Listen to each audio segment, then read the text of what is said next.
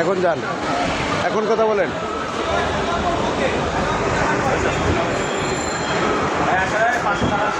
কথা বলবে কে?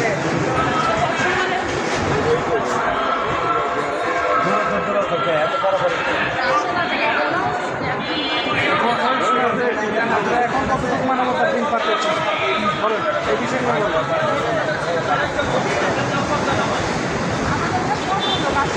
কাজ হারিয়ে কথা বলা এখন মানবতার জীবন পার করছেন। আসসালামু আলাইকুম, আমি মোহাম্মদ রিপন আলী, আইসি কর্মচারী। যাই হোক, আমরা 2018 সালে চাকরিতে ঢুকি। চাকরিতে ঢোকার পরে আমরা দীর্ঘদিন আমাদের শহীদে কর্মরত ছিলাম। তো 2023 সালে আমাদের প্রকল্প মেয়াদ শেষ হয়। প্রকল্প মেয়াদ শেষ হওয়ার পরবর্তী সময়ে দেখা যাচ্ছে আমরা 1301 জনবল, 432 জন অফিসহায়ক এবং প্রশিক্ষক সহ 1301 জনবল আমরা দপ্তরে অনেকবার মানববন্ধন করেছি, আন্দোলন করেছি, পিডি মহোদয়ের সাথে সাক্ষাৎ করেছি। তো ওনারা আমাদেরকে সবসময় আশ্বস্ত করেছেন যে তোমাদের প্রকল্প মেয়াদ শেষ হওয়ার পরবর্তী সময় যখন দ্বিতীয় ফেজ আসবে তোমরাই থাকবা, তোমাদেরকে বাদ দেব না। ডিসিপিডি মহোদয় ওনারা বদলি হয়েছে, কারণে নতুন ডিসিপি তো আসার ফলে ওনারা আমাদেরকে ওইভাবে অ্যাকসেপ্ট করতেছে না। তো আমরা ওনাদের দ্বারে অনেকবার গিয়েছি, ওনাদেরকে আমাদের সমস্যার কথাগুলো জানিয়েছি। তো ওনারা আমাদেরকে নেবে না, সরাসরি ডাইরেক্ট বলে দিয়েছে এবং কিছুদিন আগে আমাদের রাখবে না মর্মে দরপত্র বিজ্ঞপ্তিও প্রকাশ করেছে।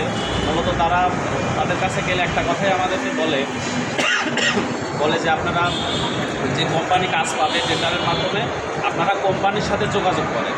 তো এখন সাংবাদিক ভাই, আপনাদের কাছে আমাদের প্রশ্ন, আপনারা অবশ্যই অবগত আছেন যে আউটসোর্সিং কাজ প্রথা সম্পর্কে আপনারা সবাই জানেন। যখন আউটসোর্সিংয়ের মাধ্যমে একটি কোম্পানি কাজ পায়, তখন আমরা যখন কোম্পানির কাছে যাব, তখন ওনারা একটা মোটা অঙ্কে দেখা যাচ্ছে যে 3 লক্ষ 4 লক্ষ পর্যন্ত টাকা হাতিয়ে নেয়। তো আমাদের পক্ষে তো এতদিন বেকারত্ব জীবনযাপন করার পরবর্তী সময়ে এতগুলো টাকা দিয়ে দেওয়া সম্ভব নয়। তাই মাননীয় প্রধানমন্ত্রীর কাছে আমাদের আকুল আবেদন, আপনি বিষয়টি দেখবেন এবং মাননীয় মন্ত্রী মহোদয় ওনার কাছে আমরা স্মারকলিপি দিয়েছি। উনি আমাদের আইজি প্রশিক্ষণ প্রকল্প বিষয়ে কর্মচারীর বিষয়ে অবগত আছেন। তো যাই হোক, আমরা 1301 দীর্ঘদিন চাকরি হারিয়ে মানবতার জীবনযাপন করতেছি। পুনরায় যাতে নতুন লোক না নিয়ে আমরা যারা দক্ষ অভিজ্ঞ প্রশিক্ষক এবং অফিসার আছে আমরাই যাতে থাকতে পারি, সেই বিষয়টি আপনি সুদৃষ্টিভাবে দেখবেন এবং যাতে আমরাই কাজ করতে পারি, পুনরায় যাতে নতুন লোক না নেয়। কারণ আমরা দীর্ঘদিন অফিসের সাথে জড়িত, অফিসের যাবতীয় সকল কাজ আমরা করেছি। তারপরে বাল্যবিবাহ, নারী নির্যাতন, ইত্যাদি সকল বিষয়ে আমরা এগুলোর সাথে জড়িত পাই। যাই হোক, আমরা সবাই চাই যাতে আমরা দপ্তরের দক্ষ জনবল যারা আছি তারাই থাকতে পারি।